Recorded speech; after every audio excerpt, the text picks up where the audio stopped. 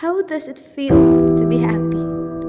How does it feel to be loved? How does it feel to have a friends to hang out on? Because I never felt those things since I stepped on this school.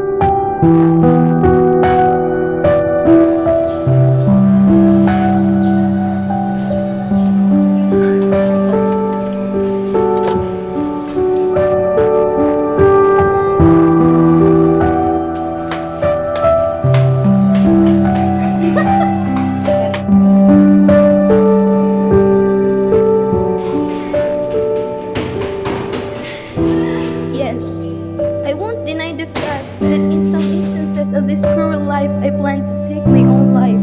That once in my life, I created a suicide letter. But in the end, I remain strong because I know that I can overcome all of it by just taking my life. I don't have anyone to cry on.